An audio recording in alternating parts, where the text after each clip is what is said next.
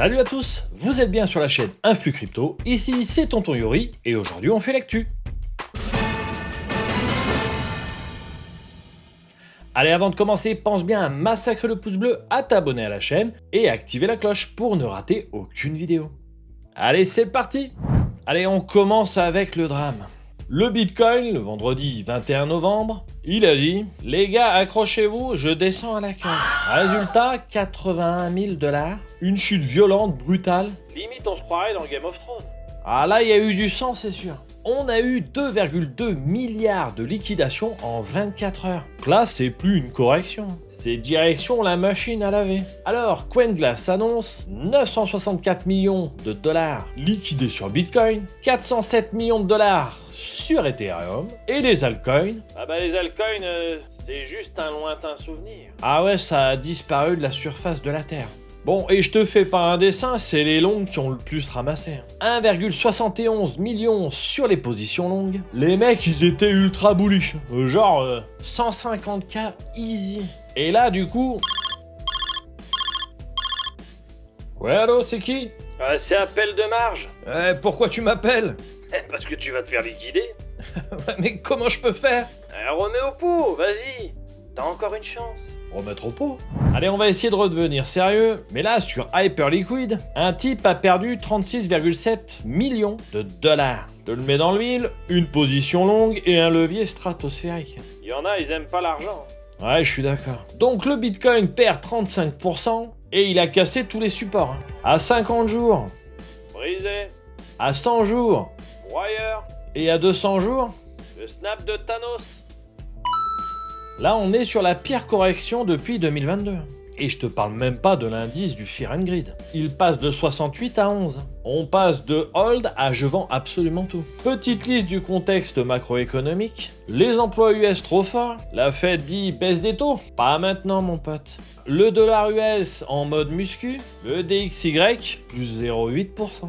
Et alors, Ray Diallo qui parle de l'informatique quantique et qui dit que le SHA 256 va mourir. Mais bon, d'après les statistiques, on a au moins 10 à 15 ans avant de voir ces probabilités. Et faut-il qu'elles soient possibles? N'hésite pas à me donner ton sentiment en commentaire. Allez, on continue, et alors là, on va parler du projet P-Network. Le projet que tout le monde traitait de Vaporware, de minage sur téléphone, etc.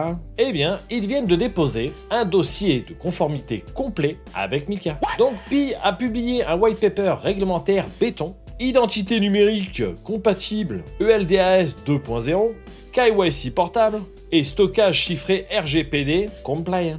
Donc un vrai dossier. On n'est pas sur un PDF en comic sans MS comme certains projets. Donc là on a une structure juridique. Carré comme un Lego. Social Chain y gère l'app et Pibit Ltd répond au régulateur. En gros ça c'est obligatoire pour rentrer dans le berceau européen. Donc réaction immédiate du marché entre plus 9 et 13%. Le volume a doublé et le market cap théorique atteint les 2 milliards de dollars. Ouais, précise que c'est théorique quand même. Tout à fait. C'est théorique, calme-toi. Ça reste modéré, mais le signal est fort. Et là, l'écosystème, il se consolide. Tu as bien lu. 770 000 personnes par jour qui migrent sur le système mainnet. Donc là, c'est pas un projet mort. Et là, on est sur une vraie fourmilière. Ensuite, leur narratif pour 2026 est très simple. Pi veut utiliser ces millions de smartphones nœuds comme supercalculateurs géants. IA, robotique, d'épines. Bon là, c'est littéralement ChatGPT mais hébergé sur le téléphone de Madame Michu. Bien sûr, il y a l'argument environnemental. 0,0024 TWh par an. Donc là, on est à 99,9% de moins que Bitcoin. Je dis ça, je dis rien. Ouais, bah les régulateurs européens vont faire un standing ovation. Ah ouais, même Greta Thunberg, à mon avis, elle va être contente. Donc restera quand même le test de la liquidité le 28 novembre. Le vrai trading commencera sur OKX Europe. Et là, on va voir si Pi c'est du caviar ou un fond de frigo. Spoiler alerte, ça va être sportif à mon avis. Allez, pendant que le marché brûle, les institutions, elles construisent tranquillement le prochain cycle. Les particuliers paniquent, mais Wall Street fait ses courses. Et là, on va parler des dépôts d'ETF sur SUI et Avalanche. Canary Capital demande pour un ETF SUI, Van Eck prépare un ETF AVAX, Franklin Templeton déjà lancé le ETF sur XRP, Bitwise et Grayscale, eux les conversions en série. Enfin les gars, ils veulent tokeniser toute la Terre là. Ah bah littéralement, hein. Alors pourquoi maintenant? Parce que la SEC a changé les règles en septembre 2025. Avant, 240 jours pour approuver un ETF. Ils sont pas pressés, les mecs. Ouais, non, là ça craint. Plus que la moitié d'une année. Calmez-vous, les gars. Maintenant, 75 jours et même 20 jours pour certains cas. Résultat, Solana, ADA, DOT, Link, Dodge, Hbar. Ouais, j'ai plus assez de doigts. Tout le monde est en file d'attente comme à Disneyland. Le paradoxe, c'est qu'à court terme, Bitcoin s'effondre, les ETF saignent, une peur extrême et les outflows atteignent des records sur les ETF existants. Par contre, sur le long terme, les altcoins deviennent des actifs institutionnels, les gestionnaires d'actifs verrouillent la prochaine décennie et il y aura une adoption massive à l'avenir. Donc grosso modo, le marché là écrit au secours, pendant que les institutions, elles disent « Parfait, on prend tout ». Donc fais comme eux, pense à 10 ans au lieu de regarder sur les 2 prochains mois.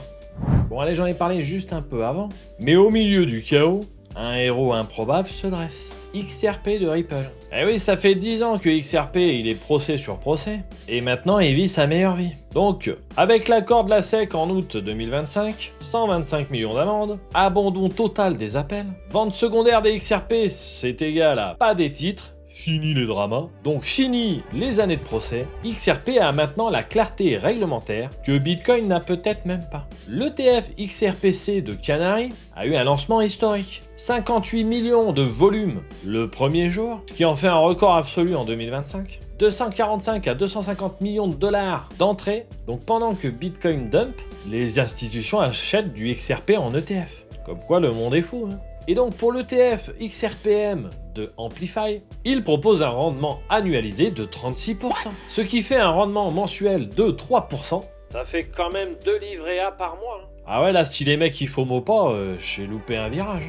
Mais bon, 5 autres ETF XRP sont en file d'attente. La DTCC a listé 5 produits XRP en pré-lancement. Donc là, c'est plus un retour en force, hein, c'est une invasion, les gars. Bravo à la XRP Army, parce que là, l'avenir, il sent bon. Allez, j'en ai terminé avec ces news. Si ça t'a plu, partage-la un maximum. Et moi, en attendant, je vais te dire bonne journée et à très bientôt pour une prochaine vidéo. Salut!